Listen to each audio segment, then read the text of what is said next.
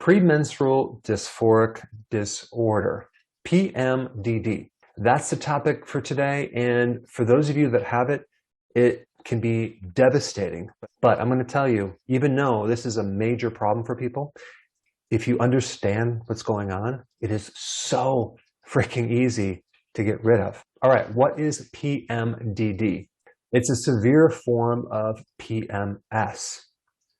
You have bloating, headache, breast tenderness, and anxiety, depression, and a lot of other symptoms. Now, the medical profession is treating this sometimes like a mental disorder. It's in the DSM-5, which is the Diagnostic and Statistical Manual of Mental Disorders, which to me is just a bunch of descriptive terms for symptoms of PMS. And premenstrual dysphoric disorder sounds very, very scientific. But the whole goal is to get someone to manage it.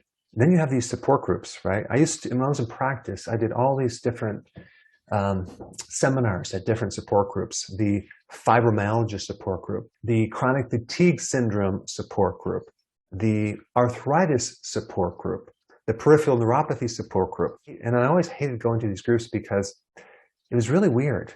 You would do a demonstration on someone, you'd get instant results, and you would think everyone would just line up and want help. But it was very strange. A lot of these people in this group got very upset when you got rid of their problem. I don't know if that ever happened to you, where you try to help someone and they actually might get upset when you try to help them. So I always made it a policy that I'm only going to help people that want help. And if you're watching this video, obviously you click the button and you want help. But then you go research on Kindle to find these books on PMDD, and they're just filled with information, but no really good information that's going to correct things. It's all on how to live with the problem more comfortably. But the question is, how do we correct this? So what's going on? Well, you have a hormonal imbalance situation.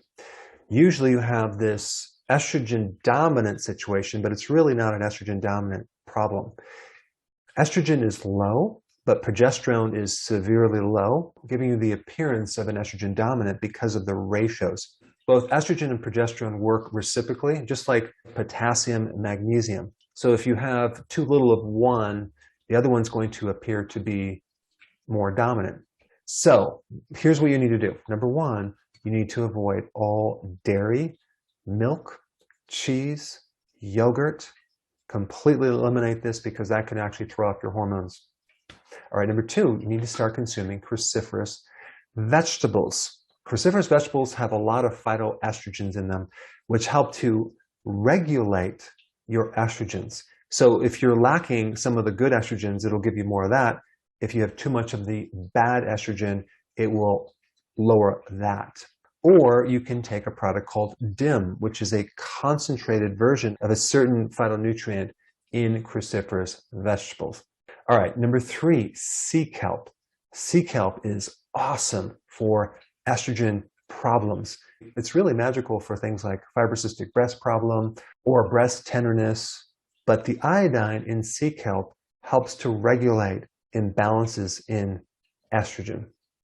All right, and number four, this is a must, vitamin D. But it's not going to work if you take 2,000 international units of vitamin D. You need to take at least 10,000 to 20,000 IUs of vitamin D every day. Vitamin D is a great anti-inflammatory, but it's also going to help regulate calcium, and that's going to help as well.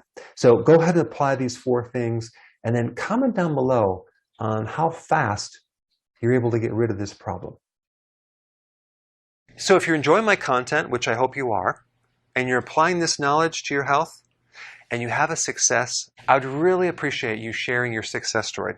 So click the link down below to my website where you can upload your success story so you can help inspire others.